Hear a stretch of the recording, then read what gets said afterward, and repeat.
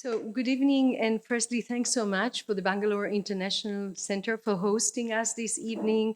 Particularly thanks to Punima and Advaita, and big thanks to Arun and Arvind for coming on as discussant, and for all of you to come here this evening. So, it was not inevitable that India would succeed to write a democratic constitution at independence. In the face of the imminent partition, Hindu-Muslim riots, violence was taking place already, was on the rise across the country, and even outside the Constituent Assembly hall. The question of who are Indians, the people, and the territory remained in flux for for the whole period of the constitution-making process. Beyond the partition, we have to remember that over 45% of India's territory spread more than 560 princely states that with the lapse of British paramountcy would become sovereign entities, and with no treaties being sovereign entities across India, with the 93 million people. So in that context, a democratic constitution for India had to be framed. And of course, the conditions of profound social divisions, rife poverty, very high levels of illiteracy made the task all the more complex. And with that in mind, let's delve into the new history that Rohit and I are offering for the making of India's constitution. So on 8 January 1947, less than a month after the Indian Constituent Assembly gathered in Delhi, and 7 months before India would become independent, the Assembly Secretariat received a letter from Guwahati, Assam. Nalin Kanta Barkakati's letter, typed on a small sheet of notepaper, began by acknowledging his ignorance in constitutional matters and not knowing if such provisions existed in other constitutions. Even so, it seemed to Barkakati that for our constitution to be democratic in the true sense, it needed to give voters the right to recall their elected members by providing for a vote of no confidence against an individual legislator at any point after the elections. He added in a handwritten sentence, hereby compelling them to resign. Mr. Barkakati's letter was remarkable for three reasons. First, the proposal for a right for voters to recall an elected legislator was an unusual proposition in the field of constitutional law. Among a half century of worth of constitutional proposals for India, such a clause appeared only once in the manifesto of the Hindustan Republic Association in 1924, an organization that has since ceased to exist. Mr. Barkakati said that it would be too much for him to suggest how it can be done, but it would be a simple matter for the best brains of India in the Constituent Assembly. Second, Mr. Barkakati's letter was one of thousands the Constituent Assembly received from the general public even before it convened on 9 December 1946. Publics across India developed a fever of constitutional expectations. They shared their theories and preferences with those in charge of drafting the constitution, and they expected that their recommendations would be taken seriously. In the case of Mr. Barkakati, the letter had no address for correspondence to even acknowledge receipt, yet the Constituent Assembly Secretariat filed it as a proposal to be considered by the Subcommittee on Fundamental Rights and forwarded a copy to the Research Office. In so doing, they inserted the voice of an ordinary anonymous citizen who noted that he was one of the downtrodden 400 millions into the constitution-making process. A year later, his suggestion would be put forward before the Subcommittee on Fundamental Rights. But perhaps most remarkably, Mr. Barkakati had written his letter at a time when the Constituent Assembly had no intention or plan to offer the public an avenue through which they could express their views. And indeed, Barkakati's letter arrived well before the Subcommittee on Fundamental Rights had been constituted. From 1946, even before the Assembly convened, and the head of India's independence, the Indian public erupted with demands, ideas, aspirations for the future constitution. This burst of constitutional consciousness among the Indian public emerged organically from below. it was not a result of a top-down efforts to educate the public about the Constitution. Now, Rohit and my joint archival discovery of hundreds of documents evidencing against the common wisdom that Indian public across the subcontinent, including people from the margins of the society and remote territories of the country, engaged intensely with the making of the Constitution, drove the making of this book. So in the canonical account about India's constitution, the workings of the Constituent Assembly in Delhi, its debates, and the text it's produced between December 1946 and November 49 form the cornerstone of Indian constitutional thought. And the long and very rich debates, the resulting text, became also the main source for scholars to understand the so-called founding of India's constitutions. And scholars have explained the making of the constitution as either a result of elite consensus or conflict that drove the making of the text and lent it legitimacy, or they emphasized transformative ideas and their power in the text, or they were busy with thinking of whether it forms a departure from former colonial constitutional framework or a departure or continuity.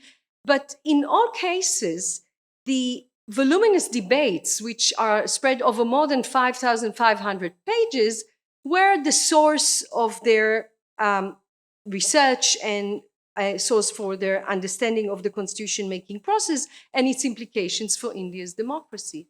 Now, in our book, we're offering an alternative story. We explore the making of the Indian constitution as it emerged from outside the assembly, driven by diverse publics across the breadth and length of the territory and even beyond it. By turning our gaze away from the Constituent Assembly, we offer a new history and a new paradigm for understanding the making of the Constitution. Our book reveals the existence of multiple parallel constitution-making processes underway across the subcontinent, showing that the Indian Constitution was not solely an elite exercise that was anchored in the Constitution Hall in Delhi. From across the subcontinent, diverse Indian publics debated the future constitution and made constitutional demands. They, informed by their lived realities at the time and their experiences, the Indian public deeply engaged with the future constitution. As they were assembling across the country to discuss the future constitution, Indians gradually turned it into an open site of struggle. In this process, constitutionalism as a practice and a language, we argue, became a means through which their struggles and aspirations were negotiated. And it was this process of the making of the constitution, we argue, that produced a resilient constitution for India. The vibrant life of the constitution in the making outside formal legal chambers was critical for its future reception, legitimacy, and endurance. Moreover, the deep sense of ownership that the public assumed over the constitution through their engagement with its making became pivotal to the formation of India's democracy against many odds. Now, many of the public wants were not heeded to ultimately, but their ongoing contestations and engagement with the constitution making ensured that Indian constitutionalism was never limited to the final text of the constitution. Indeed, the text and constitutional interpretations would continue to evolve. This constitution-making process manufactured the polity and a constitutional language that would animate India's profound pluralistic politics. So what we actually do in the book, we reimagine and reconstruct the constitution-making process altogether. We redefine the process, foregrounding public constitutional politics and practice as a key to understanding the Constitution and its vision. And in doing so, we are challenging conventional chronology of constitutional development, and we pluralize the sources from which we can learn about the Constitution. Now, assembling India's Constitution, these are the more than 5,500 pages of debates and, of course, the text. The book, Assembling India's Constitution, developed from our previous books and the conversation that we have had while we were writing the books and after.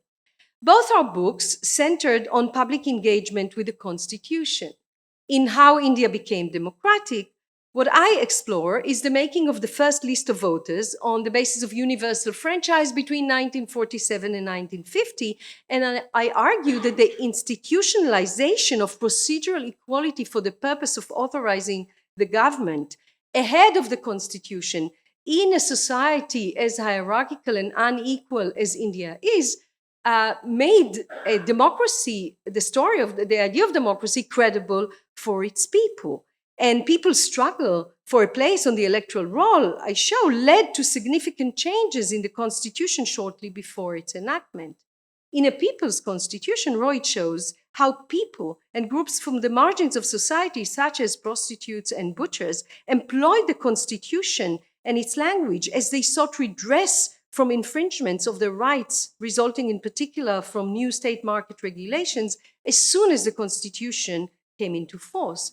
Rohit argues that the constitution profoundly transformed the everyday life of the Indian Republic, and that this process was led by marginal citizens, often minority groups with little to no electoral leverage. Now, the fact that the key transformative constitutional promise of universal adult franchise was implemented in anticipation of the Constitution gave the document credibility. It fostered public engagement with the Constitution as people were struggling for a place on the electoral roll. The fact that people from the margins of society turned to the Constitution to address their grievances as soon as it came into force, and it suggested they were already well versed in the language and ideas of the Constitution and had a strong sense of ownership of it.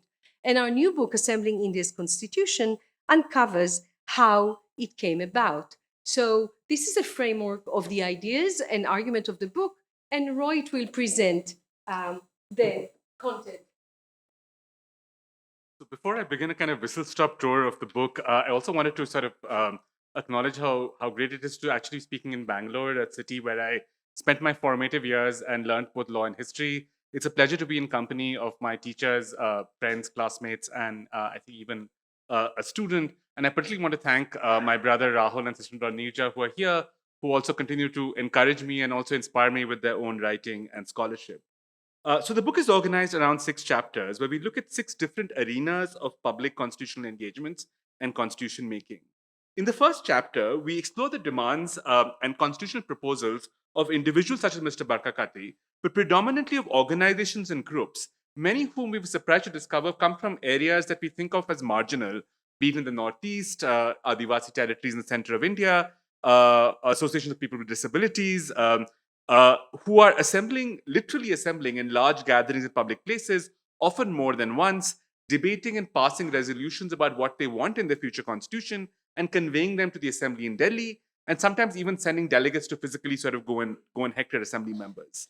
We show the public understood the constitution is going to change their lives. They saw this moment as an opportunity to struggle and effect these changes. And through their demands, they presented possibilities that are often well beyond both past and existing common constitutional ideas, addressing, for example, questions of disability, sexual violence, and the right to food. Listening to the demands that the public made, we also find that the overwhelming majority do not just make claims based on the interests of their own group. They try to frame their demands in a kind of language of public good and through a deliberative process of reasoning. So they draw on a certain reservoir of universal principles. And while they use the language of liberal constitutionalism, they do this for all kinds of methods. So it's not that all their sort of goals are progressive. We argue, therefore, that there is a way of thinking of these demands as a reservoir of public constitutional thinking, a body of constitutional theory that comes out of India's streets, villages, and forests, rather than courtrooms and parliament. In the second chapter, we show that the public is not simply petitioning its future rulers, but acting as unsolicited citizens, asking for a kind of a space on the table, acting as sovereign subjects in pursuit of their constitutional visions and aspirations. And we see this happening in different ways. So originally, the plan was that the assembly would meet behind closed doors. And that was the convention. If you think of the American Assembly in Philadelphia, the kind of national constitution making in Ireland, the idea was that if the assembly's deliberations open to the public emotions might influence the kind of trade-offs and cool thinking that you have to have in the assembly. But the Indian public forced the assembly to acknowledge their presence, and ultimately the assembly had to create a system of public consultation. Uh, and in this consultation, the public was ahead of the assembly. So we see, for example, the draft constitution being translated into a range of languages, talk about the constitution sort of flowing through these kind of networks of print. Whether we think of the radio, whether we think of newspapers, unauthorized translations, there's an entire kind of common language around constitutional consciousness that is coming out. And through the process of reading and engaging in public with the constitution while it was being made, Indians developed a shared constitutional consciousness and language, and did so even before the constitution was promulgated. Um, in chapter 3, we move to a space that's often not thought about, across the borders of British India, where there was a lively scene of competing constitution making in about the 560 princely states.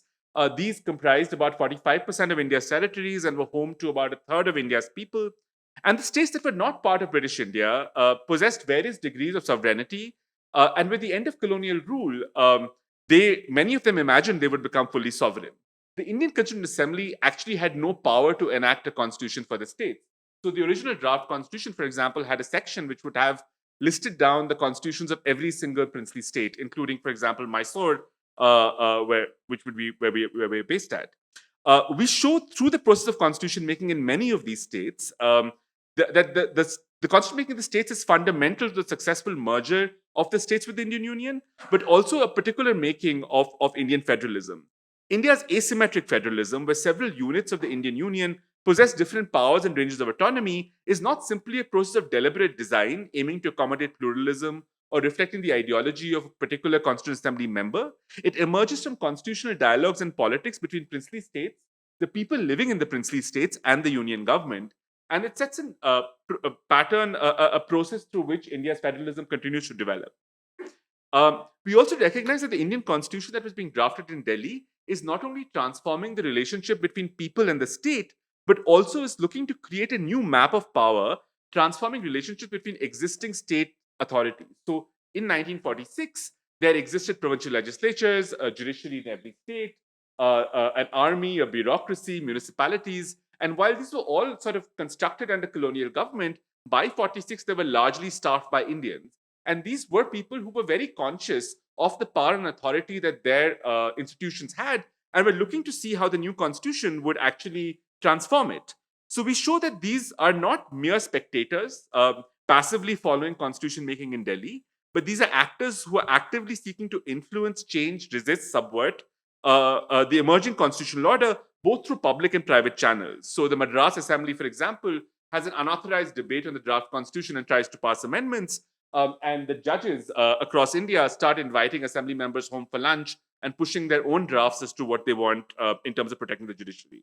So we show how these authorities actively sought to influence constitution making process, and actually their input ensured a kind of buy-in institutionally with the constitution that allows the constitution to survive in a way that it does not in many of our neighboring states. With this kind of world of constitution making becoming visible, we return to what is often the conventional site of constitution making. So we go back to Delhi and look at the assembly, but we try to understand the assembly not just as a kind of closed body, but as a space that emerges from multiple assemblies. So these are both sort of lobbies and groups inside the assembly, but also the fact that the assembly members themselves are connected to various different spaces in India. So we make visible the labor, infrastructure, and ideas that went into staging the assembly itself as a public and lived space. The procedural rituals, the pulse of debates, the physical setting of the assembly building enabled and shaped the constitution making process. And secondly, we follow a few actors from the assembly as they move across different assemblies in India and abroad while the constitution is being made. And through these journeys, show how India's constitution is part of an emerging international regime of human rights and also the practice of comparative constitutional law. Our final chapter, and this was something that we discovered through the course of our research and in many ways surprised us, we show how people from the margins of Indian territory and often sort of groups that are seen as marginalized, the so-called backward tribes or Adivasis, write themselves in as constitutional actors. So much of what our tribal regions in India are often seen as exceptions to India's constitutional order. They are governed by the 5th and 6th schedules. The general narrative is about these are territories that are that the texts were drafted with little or no consultation. And while this is true, we show that the most direct public constitutional debates were held outside of Delhi were held in tribal areas. The scale of participation was massive. So the two largest gatherings, there are 20,000 people who gathered in the Khasi and Jaintia hills in Shillong in August 46, or about 100,000 people who gathered in Ranchi in April 47, surpass every other assembly in the book so far. By looking at these tribal voices, we are not trying to suggest that there is an authentic tribal constitutional consciousness, or do we suggest that the process of constitution making was particularly sensitive to tribal politics? In many ways, it was not. But by looking at this, we want to challenge the idea that tribal people and territories are an exception to constitution making process, and constitution making is not part of their imaginations. The intensity of tribal expectations and the failure of the Indian constitution to meet them leads to a range of violent and non-violent conflicts that have over the years turned the constitution into an open site of struggle and even transformed the text. Constitutional amendments, for example, almost a third of India's constitutional amendments basically recognize different claims of autonomy for tribes, whether it's the creation of tribal majority states, giving tribes autonomous governing bodies, recognizing different groups as tribes, entitling them to affirmative action, or granting recognition to tribal languages.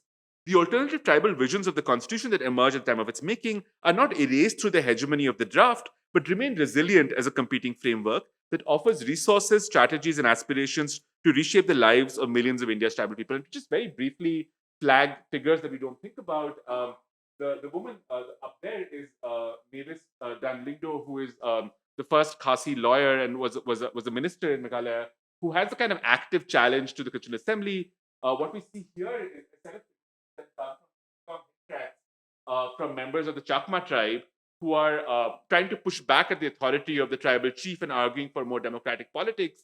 And over here, we see a conversation between Nehru and Naga leadership. And in the transcripts of the conversation, we see that the Naga political leadership actively pushes back at the Constituent Assembly's sort of plans for them and asserts a particular kind of autonomy that shapes Naga politics even to this date. So finally, we want to sort of argue that in constitutional theory, we usually think of the text as coming first. Once the text comes into force, you have a sort of practice evolving around the constitution and aspirations and expectations that emerge from it. In India, as we want to show through the book, the public doesn't wait for the text to practice constitutionalism. Their engagement with the future constitution inverts the common sequence of constitution making. And in doing so, we want to sort of push back at sort of two conventional narratives that seem to have taken on around the Constitution. The first is that the idea is the Constitution was a sort of product written largely by elites, leaving little trace in the imagination of the people. And we show that even though the actors in the assembly are political elites, the Constitution and these actors are deeply connected to public individuals everywhere. And the second is a kind of crisis of indigeneity or authenticity. There is a belief, both by sort of figures on the left and the right, that the Indian constitution comprises of Western foreign ideas that are kind of sort of top dressing on Indian society that's not organic to it. We show that wide ranges of Indians are perfectly able to deploy these ideas to their ends and sort of use them in all kinds of ways. For them, this is not a foreign language, it is a language that they can practice. We write this book at a time of global democratic decline, especially in the countries that both Ornit and I live and work in. And it made it all the more urgent to understand how a deeply divided society facing unprecedented challenges of poverty and mass violence was able to consolidate and build a participatory constitutional culture in a relatively short time. So thank you, and I'm hoping to hear from Arvind. Yeah, just to say thanks to both Rohit and Ornit for a really wonderful book and coming at a very appropriate time, actually. I was thinking about it in terms of the discourse around the Constitution, and what the book revealed to me is the last time when the Constitution mattered so much in people's general thinking was the making of the Indian Constitution. And the point they're making is the reason it survived so long is because there was an engagement by a range of groups and people with the Indian Constitution. And interestingly, I think we're at a very similar moment today, when again we have a range of friends over here, Vinay and others, who are all part of the engaging with the Indian Constitution in a very deep way. So your ancestors, or the work that you're doing, are really in the book which Ornit and Rohit have really fantastically documented and written.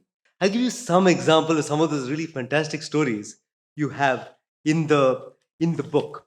And again, it's very interesting. You think of engagement with the Constitution, it can be engagement by individuals who sometimes are ahead of the curve. and came by associations or groups like the Naga groups, etc., which are also putting forward certain kinds of imagination. And sometimes we forget that individuals have a lot to contribute. There's one fantastic story they have of Kotu Ram from the Northwest Frontier Province, who writes to the Constituent Assembly welcoming the abolition of untouchability. He writes that without abolishing untouchability, one cannot hope to have a united India or a unity of the heart. Koturam understood the abolition as not a question of abolishing a Hindu caste practice, but rather as fundamental to the social constitution of democracy itself. And that's a great point, because you think of Article 17, it's there in the Constitution, and most lawyers and law students don't really understand what Article 17 is doing there. Why is a provision prohibiting the practice of untouchability in the fundamental rights chapter and under the subdivision on equality? And Koturam's assertion that really, when he's talking about the abolition of untouchability, you're not referencing a Hindu caste practice. You're referencing the fundamental idea of the social constitution of democracy itself. It's something we can learn by reading what Koturam has to say. It speaks to us, I think, even today. The other point again is when we talk about engagement with the constitution, all the engagements are not people with wonderful thoughts and great ideas and people who want to make the world a better place. They're also people who want to take us back to an earlier period or a more darker period, as it were. And their book documents that history as well. I'll read to you what Mr. Sundarasa Iyer, a Brahmin lawyer from Madras, says. He says, where is individual freedom if Harijans must be received and served in all hotels? Then the Hindu Mother Kargam calls to criminalize the practice of untouchability is a direct interference with the Hindu religion. So there's these kinds of voices as well. But then the counter again is there by the range of the scheduled caste groups in the who put forward their proposition that we need the criminalization of the use of anti-caste slurs, the abolition of upper caste social boycott of Dalits, and economic opportunities, including a quota of government contracts. Why this kind of tracing out the history of contestation is useful and important is to give us a sense that Article 17 and its place in the Indian Constitution is not an accident. It's really a result of a history of struggle, and is something which we must safeguard and protect because it's a result of a product of certain kind of groups which have made that case for why it should be there. Again, we should applaud, I think, the wisdom of the Constituent Assembly in ensuring that Article 17 remained there in spite of the strongest opposition by the Sanatani Hindu groups. Again, their documentation reveals that the greatest engagement with the Indian Constitution is by the Sanatani groups. They send in the most number of representation, the most number of petitions, and apparently with the least amount of impact. So that's something we must really, I think, congratulate the Constituent Assembly makers at that moment in time. The other question of individuals in the Constitution, again, Rohit referenced the fact that sometimes individuals are ahead of the curve, even in terms of groups. Having been a part of many groups, sometimes you see individuals outside the groups, and they have an insight which sometimes groups don't have, because groups are sometimes bogged down by certain kind of a group thinking, as it were.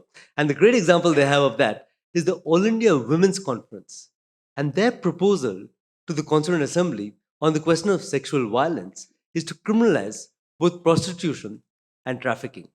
3 women from the Bengal region write in and say the core issue we have to look at is the question of sexual violence in the context of mass crimes. And that is thinking which is ahead of its times. And you think back and say, how did the All India Women's Conference miss the entire issue of sexual violence and not think of that as fundamental to the Constitution itself? And it's interesting that Rohit and Ornit point out that in the conventional history which we know of the women's movement, we know the story begins in 1980 with the Mathura rape case. But their book indicates that it begins in 1947 or 1946 with the entire question of partition itself. With the entire question of partition. Then there's another great story of the Deaf and Dumb Society, who also writes in a representation to the Constituent Assembly, asking for the rights for the disabled. The Constituent Assembly interestingly writes back, and they say, don't worry, you have the right to vote. The Deaf and Dumb Society writes back and says, no, it can't be the right to vote alone. You have to think differently over the entire question of the rights of the disabled.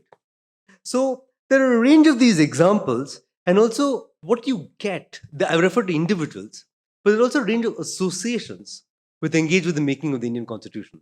Again, the important point here is the idea there's an associative life in India, there's a political life in India which exists even outside the Constituent Assembly, which is what I think displaces the conventional understanding that the Constitution is merely an elite product, as it were. So the final point I want to end up with is maybe raise a couple of quick questions for both Ornit and Rohit. Is in the Arun referenced the range of literature on the making of the Indian Constitution. There is the Gautam Bhatia kind of a transformative constitution idea, where there's a kind of constitutional hope. You say the Constitution is the path, in a sense, to the future. Gautam Bhatia, of course, has a certain kind of maybe he has a certain bit of a rethinking in his later book, which is on with the transformation conversations with power, where there's a pull back a little bit from that language of hope, as it were. Then there's the other extent. There's the language of both the Orgos and Gupta and Matthew John, the communal constitution, the colonial constitution, the literature which is at that extreme, as it were. And then there is the Professor Bakshi kind of earlier work, which I don't quite know how to characterize, but both the promise and the limits of Indian constitutionalism. And Arun's own work, which I see as somewhere imbued with maybe a more sober assessment of the possibilities of Indian constitutionalism.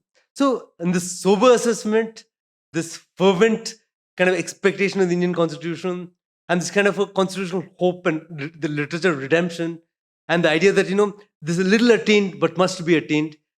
Where do you think your book stands in this entire kind of a literature, as it were? The second question is, how you mentioned this, but how do you see the way your two earlier books relate to this work itself? And both of you, of course, worked very in detail with the notion of the Indian Constitution. So it'll be interesting to see what you think of that. And the last point actually is again the quotation which I'm very fond of, which is Hannah Arendt's translation of Alexis Tocqueville, where she says, "When the past ceases to shed its light upon the future, the mind of man wanders in obscurity." So your book is about the past. What is the light that it really sheds upon the future? Because we're all in this moment over here. We're very interested in the book because we think the book is really about the future. The future could be a deeper constitutional sensibility. It could be a gesturing to the importance of associational life. And it could be about the entire yearning for freedom, which is there in individuals across the board, as it were. And so the question really is that, do we think that this return to the past, as it were, really speaks to the contemporary and can be about a more constitutional future?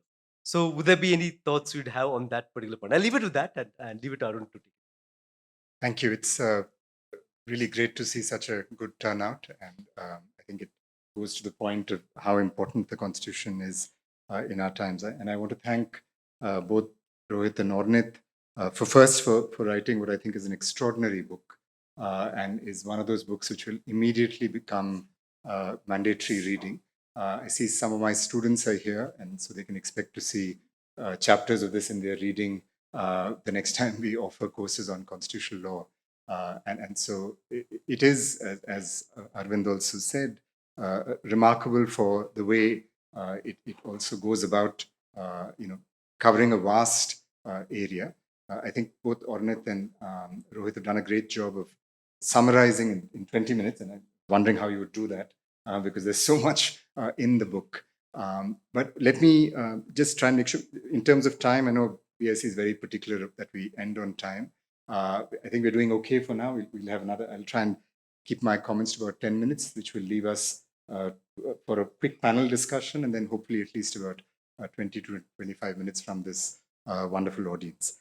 So I should start by saying, and as Arvind did, I think one of the things that a discussant should do at an event like this is give you a flavor of the work beyond what the authors have already said.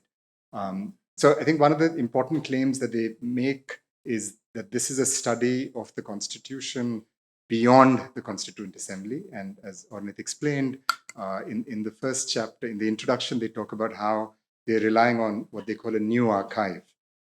beyond the established ways by which you study the Constitution. And the stories that Arvind has just told you, they draw from this new archive.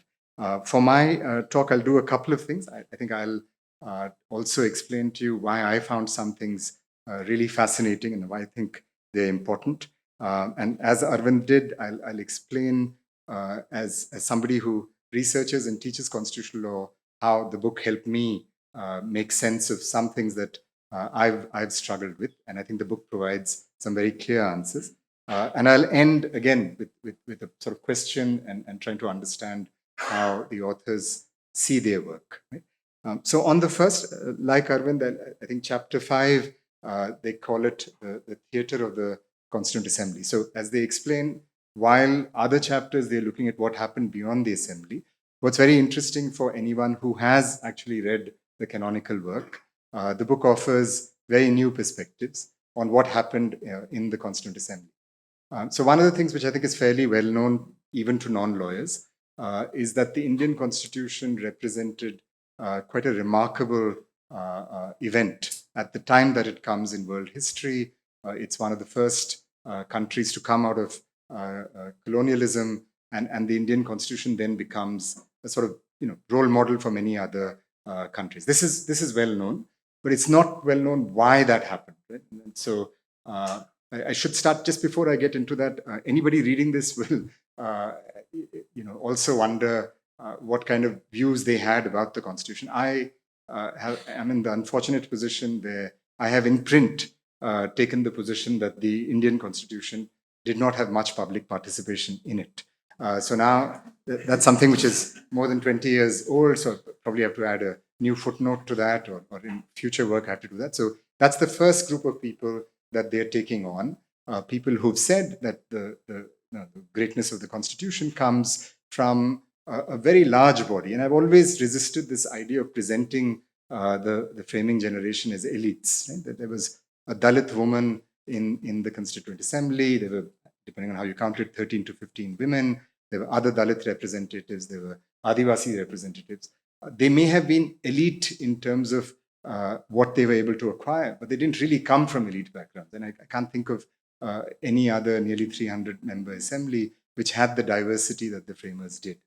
So that part is there. But what you learn from the book is just how extensive the level of participation was involved in that process. So in chapter 5, one of the things they take on is this established, conventional wisdom that Sir B.N. Rao hails from the state of Karnataka, so an important framer in that sense. It's fairly well known that he traveled extensively. To people who do constitutional law, his exchanges with Americans, a meeting with President Truman, and a meeting with Felix Frankfurter is well known. And the effects of that on specific articles of our Constitution, Article 21 in particular, why we don't have due process, why we have procedure established by law. This is something that constitutional lawyers in particular, law students in general know. And the way that is characterized is Sir B.N. Rao used this trip to try and understand what is happening around the world. And we took elements. We didn't take elements from the US. We took procedure established by law from the Japanese Constitution. And there's this idea that somehow Sir B.N. Rao was going to meet people and take things from them, or as they say, borrowing things, and adding to the Indian Constitution. I think one of the things that they challenge in this book is at first they say that borrowing charge doesn't really apply, and they, I think, quite persuasively demonstrate why this is not a mere case of borrowing. But I think more importantly, they also explain that the framers of the Indian Constitution were also trying to showcase to the world what they were doing in India and how they were thinking about it. So as they say, to call it a shopping trip is unfair because this was not a one-way process. So that helped me understand one part of the puzzle, or why is it that the Indian Constitution becomes such a role model for decolonizing countries in Asia and Africa? Why is it that the current constitution of Malaysia and Singapore, took lots of, parts of the Indian Constitution? Part of it was because there were Indians and Pakistanis involved in the making of that constitution. But now you understand there was already a public discourse around the Indian Constitution. I think that's an important corrective that they add to this conventional idea that Sir V.N. Rao went about borrowing things from other places. The other thing in the same chapter, I think they do, and they use the language of theatre to very powerful effect. And they focus on two of the framers. Again, certainly Hansa Mehta's involvement in the drafting of the UDHR is well known, but I think they also very carefully document exactly how she went about and her contributions also to the Fundamental Rights Subcommittee. And the other character that they focus on, Hazrat Mohani, I think, very, very close observers of the Constitution would know about his role. But again, this is enhancing that and explaining Hazrat Mohani's role to a wider audience. So I'll stop with that. Those are two things that I particularly found very enriching. And I think I'd like you to be aware of that. And when you read it, I'm sure you'll find that interesting. Just one more point about the writing of the book. In some ways, this is very much an academic book. So if you look at the bibliography and if you look at the references, they are very extensive. I particularly like the use of references where they flag a particular issue. As you can see, they're covering a vast range of issues. So for people who are curious to know more, the references really carefully document existing bodies of knowledge on that. And sometimes even for those who know these, there are unusual references. So as I was reading, constantly taking notes to say, I better go and read that to find out more. So that's, I think, very useful. But that's in the footnotes. I think what you've managed to do, a book which can be both useful for academics and people who know this, but also be accessible. And trying to write like that for a popular audience is very difficult for scholars who are trained to engage with jargon. But I think this book very successfully does that. So if some of you are wondering, is this going to be a very nerdy, jargon-ridden book? I can assure you that the writing is very clear and will appeal also to somebody who doesn't want to know the entire scholarship on the area, just wants to know these wonderful anecdotes and stories. I'll start wrapping up now. So two broad points. One, as I was saying, so the book has helped me understand some things which were not always clear to me. So one question, Arvind sort of alluded to it, but I want to just emphasize this from the larger South Asian context. So if you, and I think what's interesting is they have an imagination of India as part of a broader region. There's references to the Indian subcontinent and, of course, to South Asia more broadly. I think in the contemporary moment, we live in a period where the nation state is so dominant that some of us don't think of that broader region. And one of the questions, if you focus on South Asia, is why has the Indian constitution endured relatively successfully? I think until the present, we can say that in some ways our present predicament is very similar to the predicament of our South Asian neighbors. But even then, it's quite extraordinary that we still have a single constitution. We know the period of the emergency. Rohit and Ornit also talk about, they provide an answer to this normal criticism that if the Indian constitution has been amended over 100 times, how can you call it a coherent document? And they have a very interesting explanation for why those amendments have come. And they're actually not a negative virtue, but perhaps a positive virtue that the Indian Parliament has had to respond to demands by the people continuously, which is why many of these amendments have also come. But going back to that larger question, in some ways, the traditional accounts, and so just to give you a sense, Pakistan has had 3 formal constitutions, and if you look at what has happened over the last 2 months, that third constitution is also now clearly in a state of crisis. With Field Marshal Munir having taken on supreme powers to himself. What will Pakistan go through? Sri Lanka has also had 3 formal constitutions. They are now talking about engaging in constitution making again. Nepal has had, depending on how you count it, 6 or 7 constitutions. So what explains the fact that India's constitution is endured? I think one of the conventional answers has been, again, as they allude, the genius of the framers of our constitution. If you read the book, and if you read about, in chapter 6, they talk about the Manipur constitution, which actually predates the formal Indian constitution and was in some ways the Indian government goes in and takes away rights of the Manipur people. And the Indian constitution is not there a progressive force. You can argue that it's a regressive force. So it's a complicated history. This is not a book which is valorizing the 1950 constitution. It is in some ways pointing out where it has actually subjugated rights of people who made demands. So this book will frustrate the skeptics of the constitution, but it may also frustrate people who idolize the constitution. one particular Indian referred to the book as a holy book. I've always found that very problematic, and it's certainly not a holy book in that sense. So I think that was what I learned from it, that the reason the Constitution has endured, as they point out, is because many thousands of people, perhaps millions, were invested in the making of the Constitution. And both their works, Ornit's book pointing out how the electoral roll was devised, with the active participation of people who asked and demanded that they get the right to vote. It has a particular resonance, and maybe in the Q&A we might ask Ornit what she thinks about the special intensive revision now, which is going back to that great experiment of using electoral rolls, and where does that come? So I think that's something that I took away, that it's not just the sagacity of the framers or the Indian Supreme Court as a guardian of the Constitution, but as Rohit shows in his earlier work, it is individual citizens moving courts to enforce their rights that allows for it. So that's the consistent theme of the importance of people, and the people is not one homogeneous group. It's multiple diverse publics who are all agitating for their rights. And the accounts that Arvind read out, they're not always what would be considered progressive or democratic or liberal. India is a vast country. There are people with multiple views, which may be illiberal or may be seen as advancing a particular interest, but people are very vocal about advancing all of that. Right? Last point, and it ties up to Arvind's question. So as I was reading it, I was reminded of this phrase that Michel Foucault uses in Discipline and Punish, where he says we should be writing histories of the present. Right? And I wondered, I don't think the book references Foucault, but we have two, eminent historians. To understand that phrase, there's an article by David Garland, who's a prominent Foucault scholar, and he says the history of the present, and how do you understand it? The history of the present is a genealogy that explains how our current forms of power, knowledge, and subjectivity were historically produced in order to denaturalize them and make them open to critique. So I think this is what this book does very powerfully.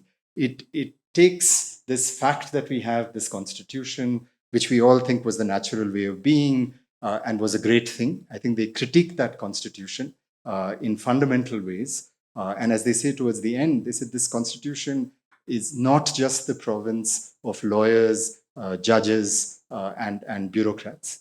In some ways, it is really has always been a site for open struggle, which is the phrase that they use. It's I think a powerful phrase, and I think that's also so. Although there are some references to present day events, the book is really a work of history. But as I was reading it, I constantly found myself thinking of the state of the world in which we are in now, and I wondered whether that would be an accurate characterization, whether you would call it a history of the present. Yeah. I'll pause here, and I look forward to your responses.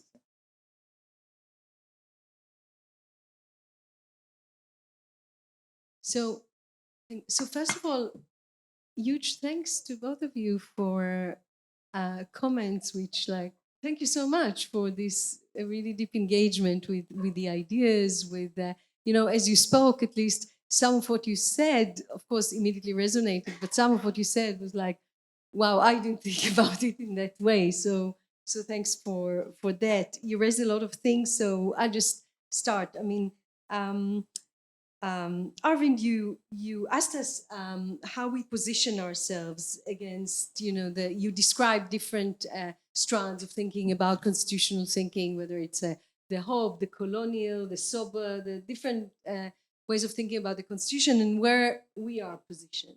So just to make a few points, I think one thing is what Rohit mentioned at the end of his talk, which is what we're pushing against. And pushing against the notion that came up before the 2024 elections and is at present that maybe we need, that the Indian Constitution is not Indian because it's colonial, because Indians were not involved, right? We know that the Constituent Assembly was not elected on the basis of universal franchise. It wasn't really representative, so it's not Indian.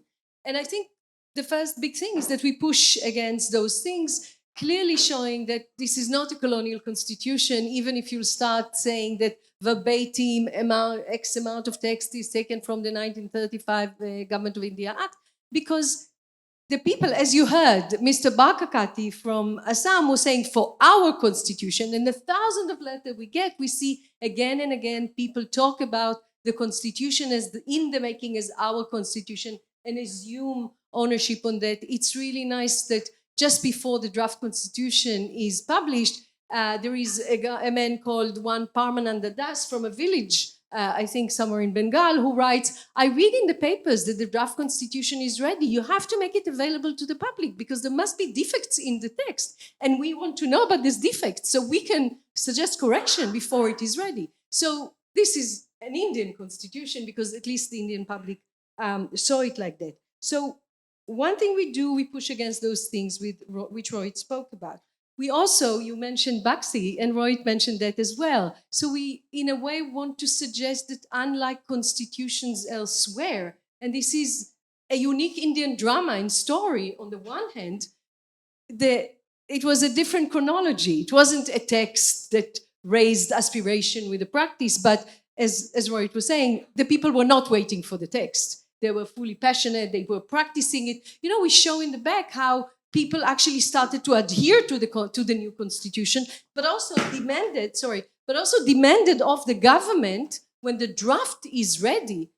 Different organizations across India meet, like the Political Science Association, Human Rights Association, and they say the government is not, right now they published a draft, but the government is not abiding by the draft when they look at the question of preventive detentions and different things. So in a way, we push against that as well. And I'll just say something about the question of sober possibilities and the question of hope. As you very well said, it's not a story that everyone will, it's not a simply happy story, right? But what is very clear, at least to us, is that the Constitution as a deep potential, a kind of inherently built potential for generation of hope, because the public made it an open side of struggle, not because of the text, but because of the process and the kind of constitutional politics that emerged at the time of its making. Roy, do you want to add to that? I'm sort of just picking up from a few things. One is that it's not a coincidence that there's a range of works coming out that is talking about constitutions for the general public. Nirja Jayal at one point said, there's so many books about the constitution, does it suggest there's actually a crisis, which is why it's coming out? And I think in various ways, all of us are trying to kind of diagnose and engage with the question. I think one of the things that Ornit and I want to sort of suggest is to push back at two narratives. One is the idea of the Constitution as a holy book, for many reasons, but also given the Indian faith traditions, holy books are often not meant to be read by people of different communities or genders. They're often not read at all. They are sort of totemic and worshipped. In other traditions, the holy book is in a language that even if you can read it, you don't understand. It's supposed to be interpreted by priests. So it's not a good analogy. And when we use the idea of the holy book, it's turned into an idol that is to be protected and not criticized, but perhaps not necessarily followed in our daily lives, like many of teachings of other holy books. We also don't want to suggest it's a textbook, because the narrative of the Constitution as a textbook suggests that this isn't produced by enlightened ideas of some individuals, and the rest of us have to learn how to subscribe to it. The textbook can only be edited and updated by the editorial committee. And we all know textbooks are not popular. Most of us don't like textbooks, right? So, and it doesn't, again, describe how the Indian Constitution functions. So part of it is trying to understand what is it that gives this Constitution a life, despite all of us knowing that, look, the court did not do this, the text falls short. Why is it that it has this life? So part of the answer is what we provide in the book, which is that there is, despite being closed down, constant assertion by different communities. And at certain points of time, the fact that, at least in the 50s, 60s, the state has to accept at least some of the demands. So it is not a futile process of communicating. The state does have to take these things in. And I think that's where some of our neighbors offer different examples. So in Sri Lanka in the 1970s, there was this whole idea that the original constitution was given by the British, that you need to have an elected assembly. And the constitution that they enact is a heavily Sinhala-dominated constitution and the Tamil parties say we will not participate in this, and they are ignored, and the constitution is passed, right? So you have a fundamental breach between sort of a major community and the constitution, and that continues to be a struggle. Whereas in India, despite all the kind of critique of majoritarianism and sort of dominance, there are ways in which the constitution does provide a space to a range of religious and caste minorities. I want to maybe just make a couple more brief points. One is sort of trying to think about what is hope, right? And I think what we find here is, you mentioned Kothuram, and Kothuram's an interesting person because the conversation is about untouchability, but he's not talking about caste untouchability. Kothuram lives in the Northwest Frontier province, and he says the only way to prevent partition is to abolish untouchability between Hindus and Muslims. We can't have separate kitchens for Hindus and Muslims. We can't have Hindu pani, Musliman pani. And in a way, today we understand untouchability as, oh, it's about caste and it's about caste practices. But in Kothuram's vision, it's about something much more fundamental. So I think there is a way in which looking at this offers us ways to challenge our kind of conventional narratives, how we limit and define our understanding of rights, and see there's a kind of wealth of ways in which some of these questions can be thought about. Yeah, that's.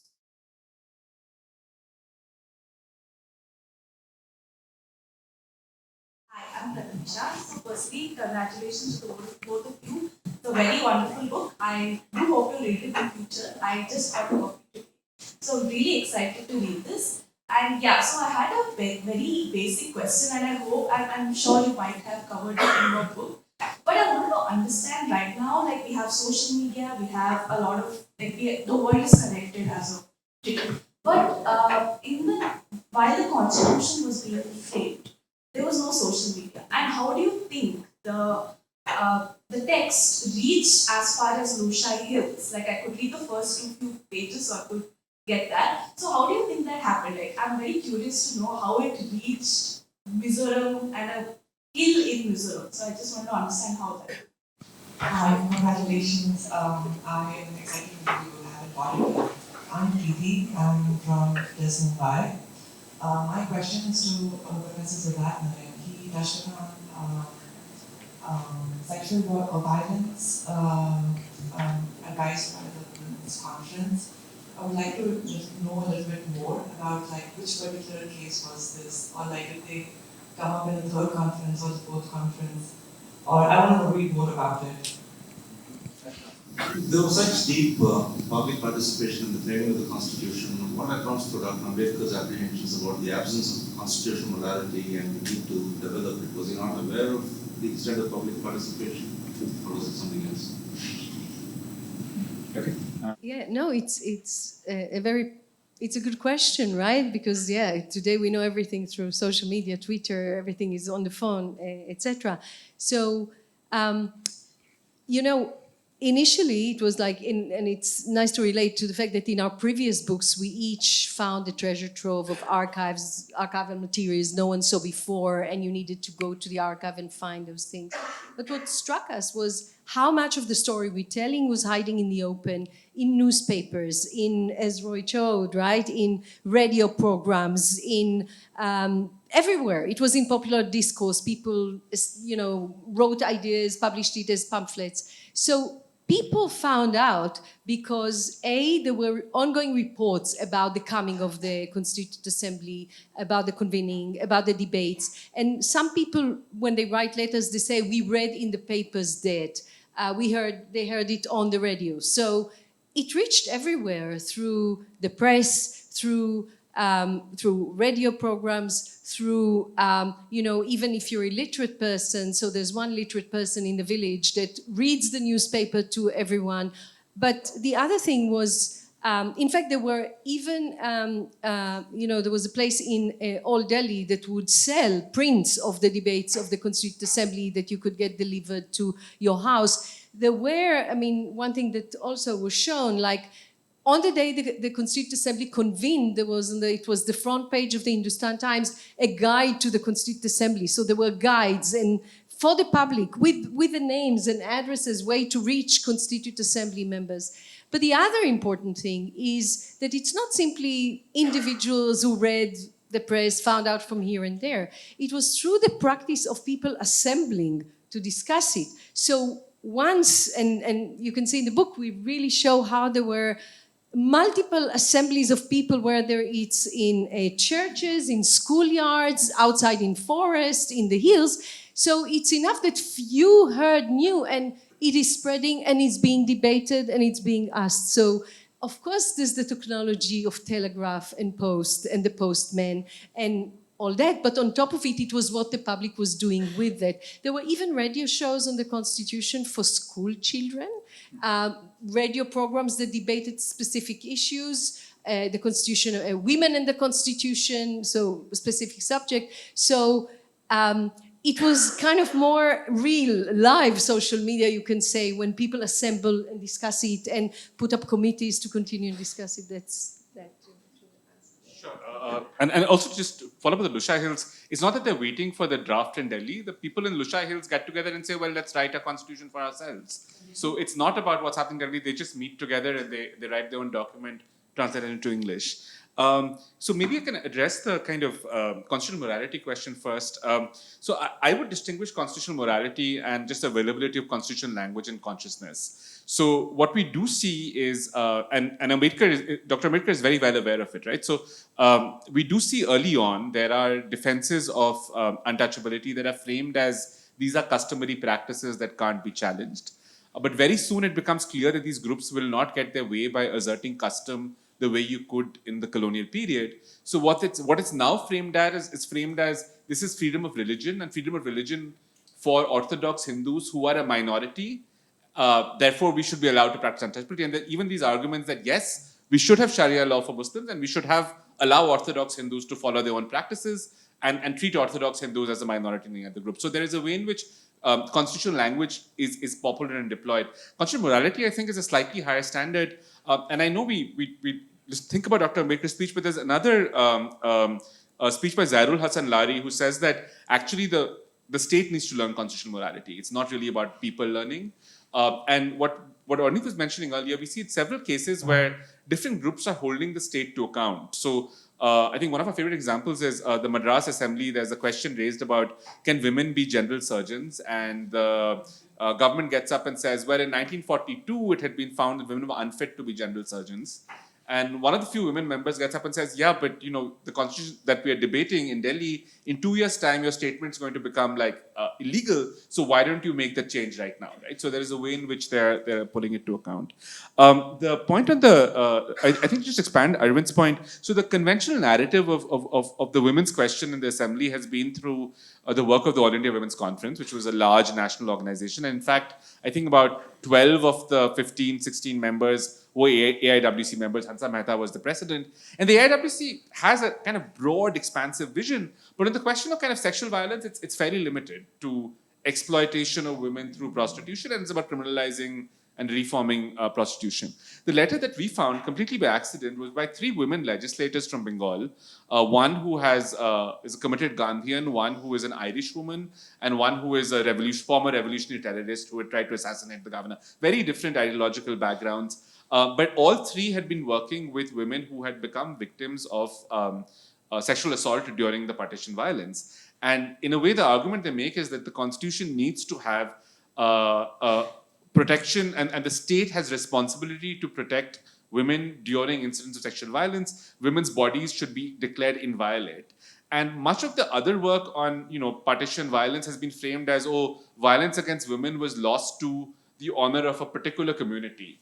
But in this letter, they say actually it's a failure of the state. It's not about community honor, and it's trying to sort of create the responsibility of the state to address this question. And in a way, the conventional narrative has often been that sexual violence becomes a political issue in the 80s post-Mathura. And I think what we find is there is this kind of other moment that exists in the past. Just to add one more thing about the constitutional morality, one facet of this Ambedkar's famous speech is the question of constitutional adherence, to adhere to the constitution.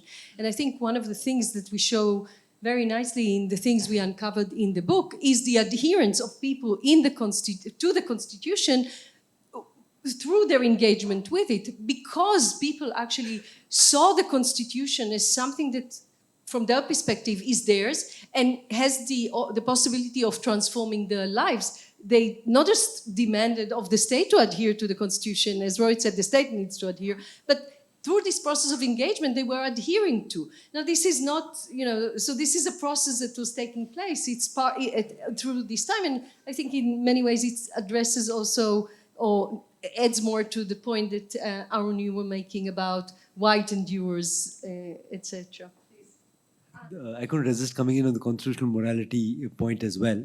And I think the way to look at it is, you're right. In the speech, Ambedkar does make the point that constitutional morality is not a natural sentiment. It has to be cultivated. Democracy in India is a top dressing on a soil which is essentially undemocratic. Did he not know the range of people engaging? Of course, the range of people engaging, including a range of the Dalit groups who engaged with the making of the constitution. What they do succeed in is setting in place the norm.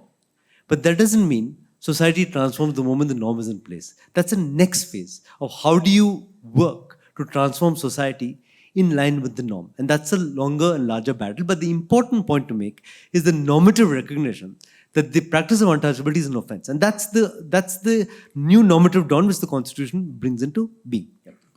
Hi, my name is Guru. I'm a third-year student at the National Law School. I wanted to ask you that all these people writing from the remote parts of the country, were they thinking of themselves as Indian? And second, did the process of assembling the constitution also end up co-producing an Indian identity? Hi, my name is Murli. So early in your talk, you spoke about how constitutional consciousness was not a top-down approach, but something from a bottom-up approach. So I wanted to see if today, where we see the Indian polity being more and more controlled by corporations and less by common citizens, do you still think that this constitutional consciousness is being expressed as a bottom-up approach, or has it completely shifted into a top-down approach? Hi, my name is Kyle. My question is about accountability and representation. As we spoke about the Constituent Assembly and it not being, it's indirectly represented by the masses at the classes and the political system at that point of time. Juxtapose that to the problem of what representation and democracy is today. Not everyone can represent everyone. And we see more and more that the idea of public forums, of public hearing is all based on interest groups, pressure groups who are looking out at the government website, seeing if comments are being invited. So in that day and age, and what we are today, do we then now, instead of public opinion, depend on the judiciary to be the safeguard of our Indian constitution and what we believe is to be true? So the question of did the people who write saw themselves as Indians, right? The question and whether the process of all these, the assembling thing created an identity.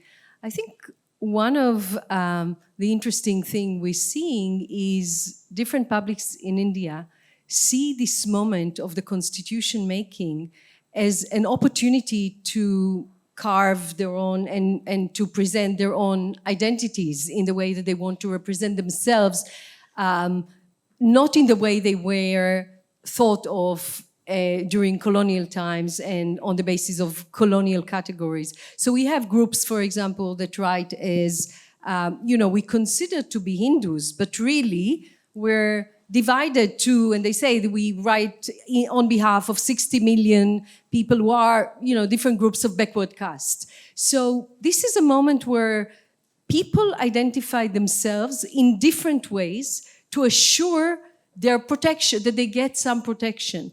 But it's very clear that when they do so, they do imagine themselves being part of this India that there's going to be, and what they demand of the state, right? They make demands of the state to ensure their protection.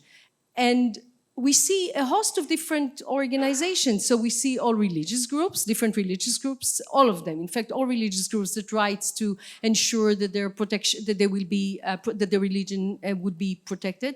But we see groups that are professional groups that wants protection, and we see upper caste groups that suggest that they are a minority now who needs protection because universal franchise is coming, and as small numbers, they suddenly feel an anxious minority. So, on the one hand, when you look at demands of groups, they think in terms of different identities. It can be groups within the same religion who actually make demands as like, but maybe we're sick, but we're artisans, we're not agriculturalists, so we need different protections from the agriculturalist sick, etc.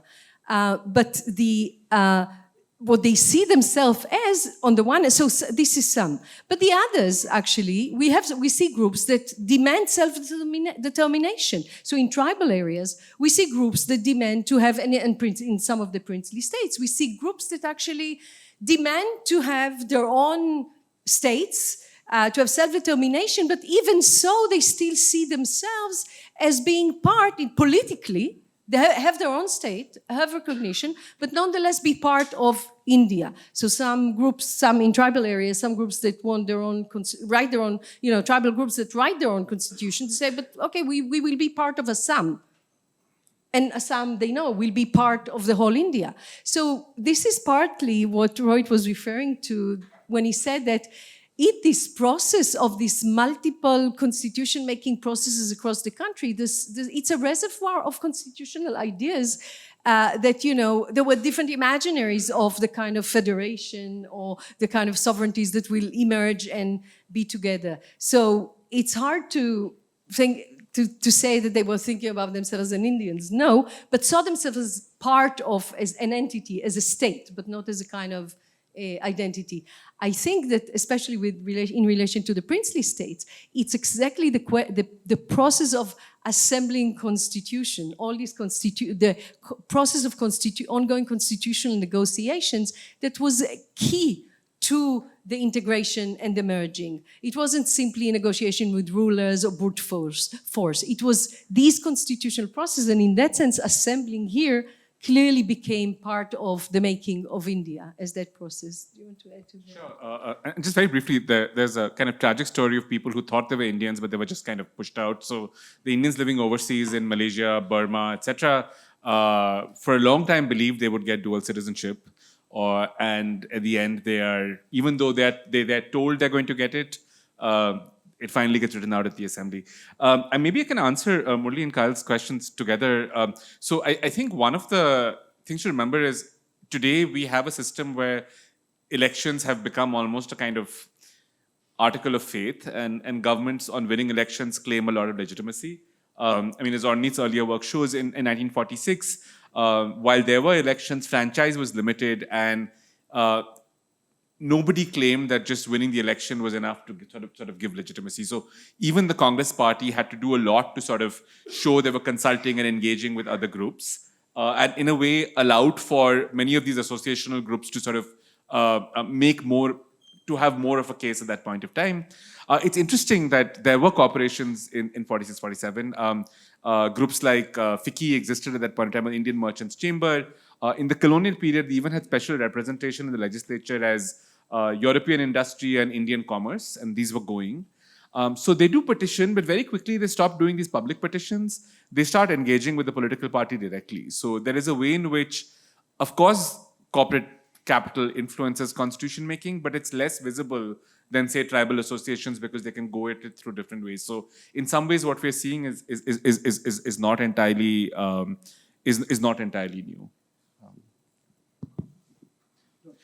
And I also don't think the judiciary, in some ways, is the least representative wing of our government.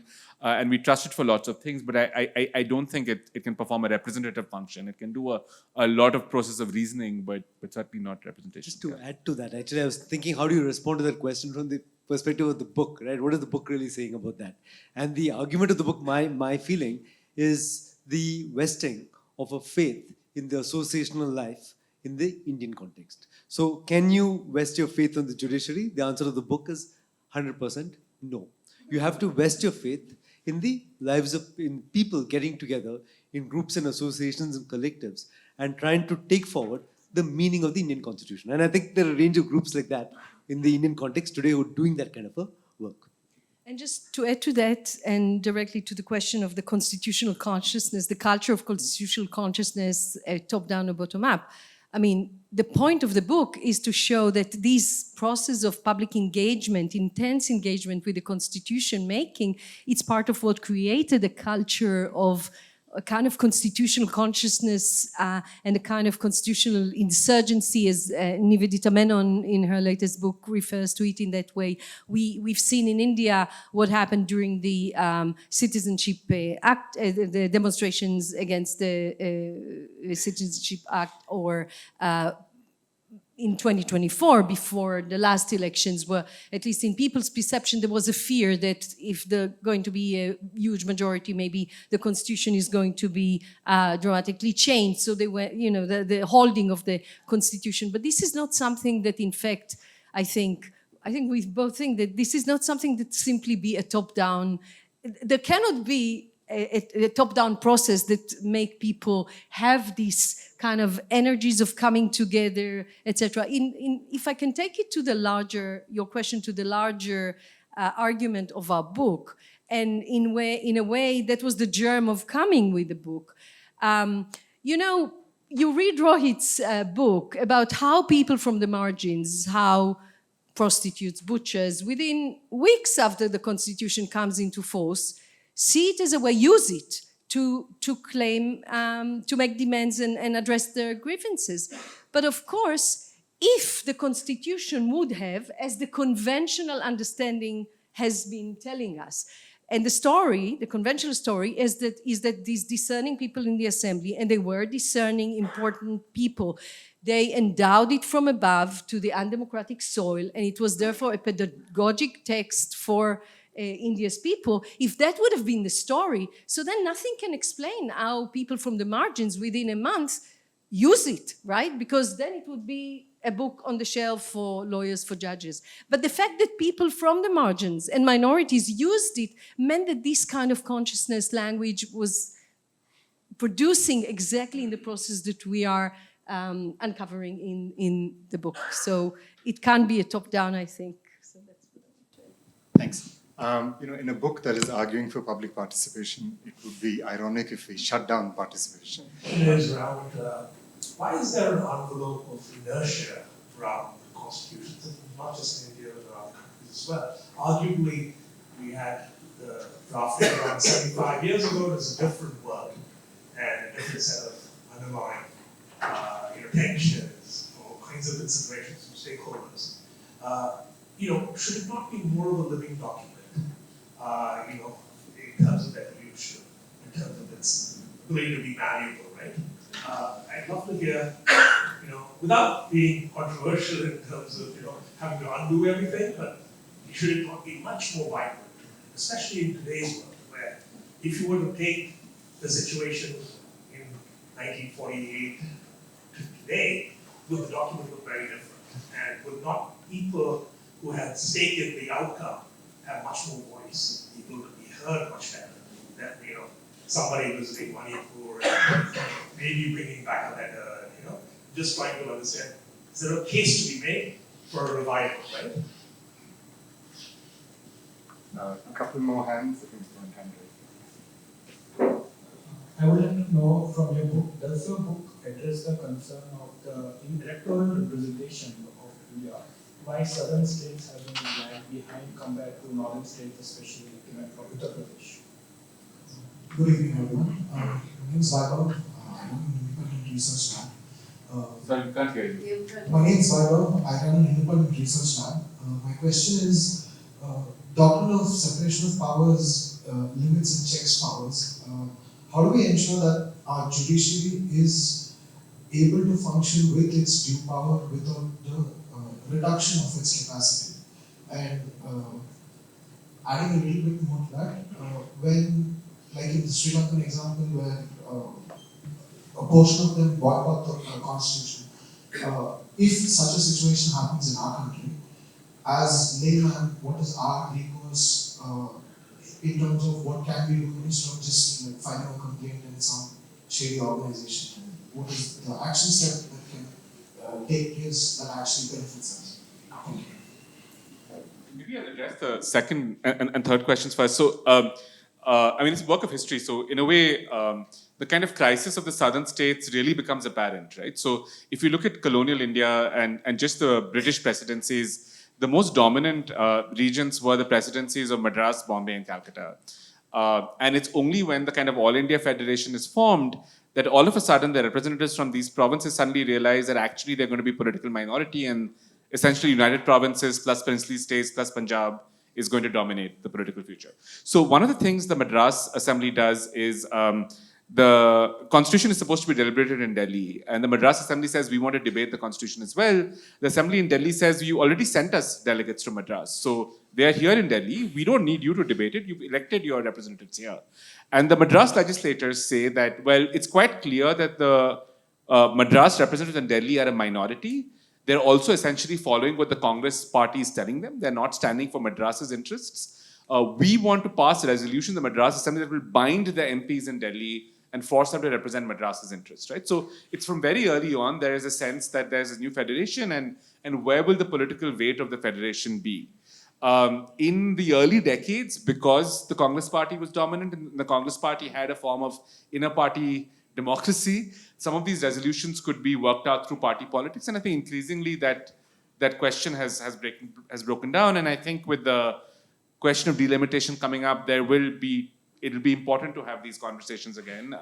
And I'm not sure to what degree these will be participatory conversations. The second, again, I mean, the question about the judiciary, if I can answer this again through our book, the original draft of the Constitution allowed for much greater interference by the state in the judiciary. For example, it said that judicial salaries, promotions, retirement ages are going to be determined by state legislatures. But what we saw is that judges of all the high courts across the country, who had never before come together on a common platform, came together, lobbied, and aggressively required that judicial salaries, retirement ages should be written into the Constitution. So one of the reasons the Constitution keeps getting amended in terms of inertia is every time you want to raise, say, judicial salaries or retirement ages, you actually have to amend the constitutional text. I'll let maybe Ornit speak to inertia, and I can come back if there's... Sure. Yeah. I mean, I think that in many ways, I mean, of course, what you observe is a state of affairs, and my view is that it's less about the constitution, but it's more about the crisis of democracy that and the challenges to democracy that we have seen. I mean, no constitutional text is a magic bullet that can solve anything, and there's no. I mean, and of course, I mean, the Indian text actually has gone through many amendments to live to the times and in face of struggles of different groups, etc. So I think that it has to do more with the general with general democratic politics, the challenge of democracy vis-a-vis, you can say, failed promises of the Constitution, and how it is being addressed during over the changing times. So it's not that a new constitution or a different text necessarily would solve these things. So it has more to do with democratic politics in many ways. And we see, I mean, I can think of other places in the world where, states do not adhere to their own constitution, and that's part of the crisis or changing circumstances in democratic politics. So I would not think about it in terms of the text as much, because, as I said, it's not about the text. It's about the democratic politics that emerged later on. And maybe in some ways, I can think about it in connection to the points both of you made about how we write about the past, but it's, the past and it's writing history of the past, but it's a history of the present. We had many moments where we were sitting together at the table, reading together archival materials, and really kind of knowing we're writing about 1947, 48, but we're like thinking this about today. So we suddenly understood. So for example, when we encountered the huge amount of petitions of upper caste, orthodox upper caste groups and upper caste women about against the abolition of untouchability and the protection of rights, it connected to discourses to caste politics and identity caste politics from the mid-80s, early 90s that we know, a few decades later. So in that sense, it relates also to some of these challenges. Do you want to add to that? Yeah, just the question of inertia. I don't think there's a problem if the constitutional text is not updated every few years. I think the kind of inertia in some ways in India has been that what happens when we don't actually implement the Constitution in many places. So to give a couple of examples, elaborate system for creating ombudsman and Lokpal through a social movement, but then we don't appoint anyone to this position for several years, right? So the inertia seems to be less that the text has not kept up to date with the present, but that in a way, society and politics has not allowed the text to continue to live and be accountable in different ways. So it's really a public action problem rather than a text problem in some ways. Yeah. But I'm sure you'll agree with me that taking the Constitution and understanding both its founding, what it means to us now, this was for me a wonderful conversation. Thank you very much for what I thought was some excellent questions. And please join me in thanking Ornit and Rohit for a wonderful book.